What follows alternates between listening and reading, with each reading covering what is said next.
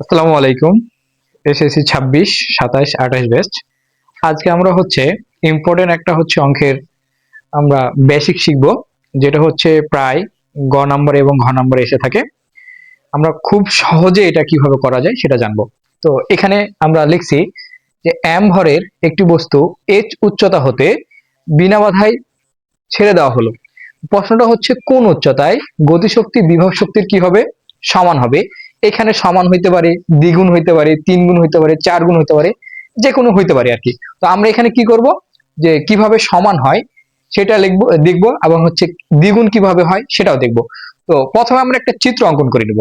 তো আমরা যদি একটা চিত্র অঙ্কন করি, এখানে দেখি যে ধরে নিলাম এ একটা বিন্দু, এখানে বি একটা বিন্দু।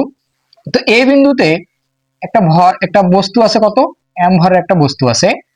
এই বস্তুটা যখন এখান থেকে আমরা বিনা বাধায় ছেড়ে দেব, তাহলে এখান কোন উচ্চতায় গতিশক্তি বিভব শক্তির কি হবে? সমান অথবা দ্বিগুণ অথবা তিন গুণ হতে পারে। তো এবার আমরা দেখি, যে ধরি যে আমরা সমাধান কিভাবে করব।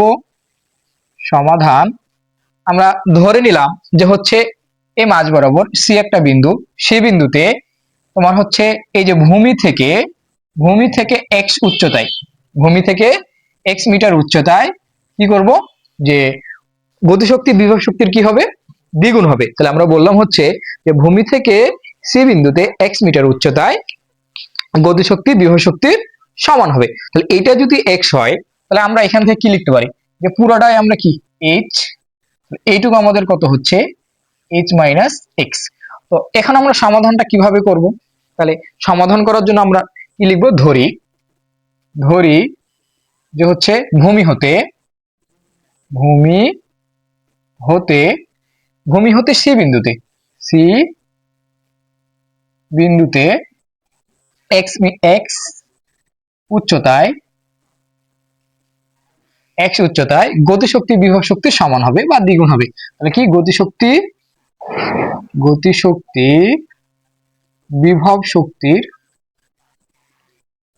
বিভব শক্তির সমান হবে। আমরা আগে কি পড়ে আসছিলাম, যে গতিশক্তি ইকুয়াল কি পড়ছিলাম, T equal half M V square. আর বিভব শক্তি ইকুয়াল কি পড়ছিলাম, যে বিভব শক্তি ইকুয়াল পড়ছিলাম যে V equal M G H. তো আমরা এখন কি লিখবো, সত্য মতে লিখতে পারি। সত্য মতে টি ইকুয়াল কি হবে, টি ইকুয়াল ভি।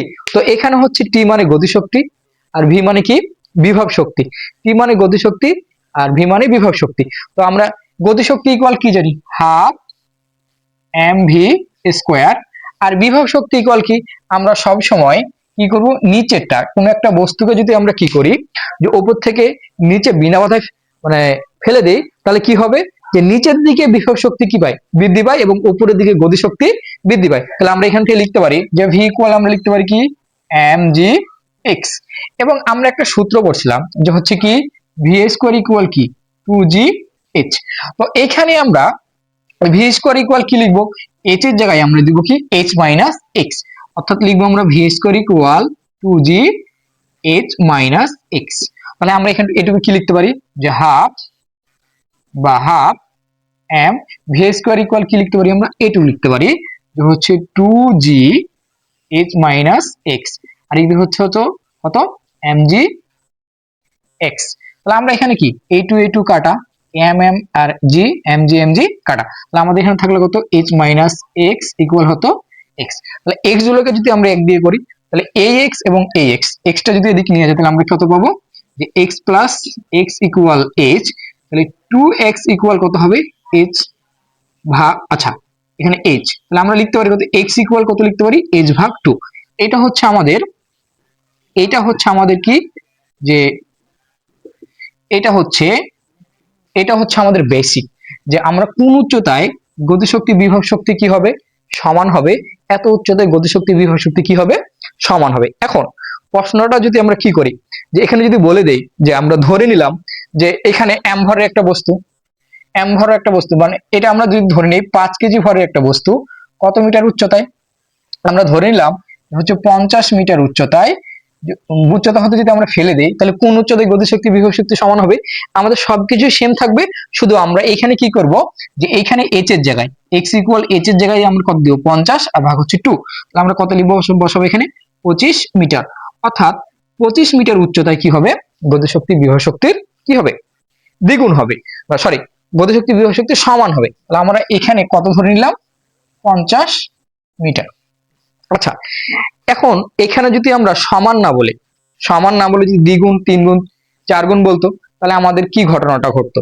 তো যদি এখানে কি বলে যে সমান বলে নেই, কি বলে নেই সমান বলে নেই, বলে দিছে এখানে কি যে কোন উচ্চতায় বিভব শক্তি গতিশক্তির কি হবে, গতিশক্তি বিভব শক্তির দ্বিগুণ হবে, কি হবে দ্বিগুণ হবে। তাহলে আমাদের প্রশ্নটা কি হতো? আমরা প্রশ্নটা সেম ভাবে আমরা করতে পারতাম, যে আবার দেখাই আমি যে তাহলে আমাদের ঠিক প্রশ্ন মতে লিখবো। এবার আমরা দেখব কার সাথে দ্বিগুণটা যুক্ত করব বা যোগ করব, মানে গুণ করব কার সাথে, এই দ্বিগুণটা কার সাথে গুণ করব। একটা সহজ পদ্ধতি এখানে বলছে কি গতিশক্তি বিভব শক্তির কত গুণ দ্বিগুণ, অর্থাৎ আমরা বিভব শক্তির সাথে কি করব 2 গুণ করব। তো এখানে আমরা এত কিছু জানার দরকার নাই, আমরা একটা জিনিস লক্ষ্য করব যে গতিশক্তি বিভব শক্তি অর্থাৎ যার সাথে র যুক্ত থাকবে, এখানে দেখি গতিশক্তি এখানে কি বিভব শক্তি এখানে কি আছে র যুক্ত আছে, তাহলে আমরা যার সাথে র যুক্ত থাকবে তার সাথে আমরা কি করব দ্বিগুণ, তিনগুণ বা যাই থাকুক, মানে যত গুণে থাকুক আমরা কি করব গুণ করে দিব। তাহলে এই বেসিকটা আমরা কিভাবে করব? তাহলে এখানে কত দিব 2 দিব, তাহলে আমরা এখানে কি লিখতে পারি হাফ mv স্কয়ার, এখানে আমরা কত লিখতে পারি 2 mg x, তাহলে আমরা এখানে কি লিখতে পারি যে half m 2g h minus x, তাহলে 2 mg x, তাহলে এখান থেকে আমরা এই 2 কাটা mg কাটা, তাহলে আমরা এখানে থাকতেছে কত h minus x ইকুয়াল কত 2x। অর্থাৎ আমরা এখানে বলতে পারি যে এটা এদিক নিয়ে গেলে কত হবে যে 3x ইকুয়াল কত h, অর্থাৎ x ইকুয়াল কত হবে h ভাগ 3।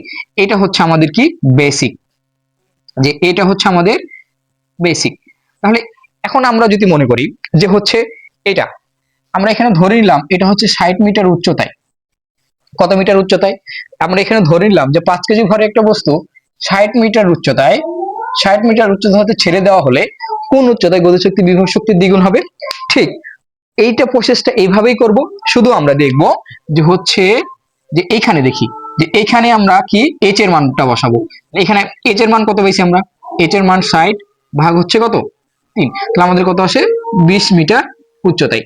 ঠিক এইভাবে আমরা এই যে কত গুণ বা কত গুণের অঙ্কগুলো আমরা খুব সহজে করতে পারি। একটা মজার বিষয় হচ্ছে যে এই অঙ্কটা আমরা এমসিকিউর জন্য খুব শর্টকাটে বা শর্ট ওয়েতে করতে পারি। যেমন আমরা এমসিকিউর জন্য কিভাবে কি করব, এমসিকিউর জন্য হচ্ছে যে আমরা এমসিকিউর জন্য শর্টকাটে কিভাবে করতে পারি যে x ইকুয়াল হচ্ছে h ভাগ n প্লাস 1, h ভাগ n প্লাস 1।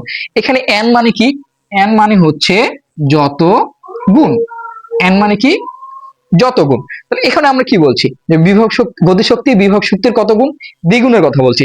অর্থাৎ তাহলে আমরা এখানে বসাইতে পারি না যে n এর মান কত 2 প্লাস 1 আর h এর মান কত পাইছিলাম আমরা এখানে কত বসাইছিলাম 60, তাহলে এখানে 60, তাহলে এখানে হচ্ছে কত হচ্ছে 3, তাহলে এখানে আমরা কত বসাইতে পারি 20 মিটার।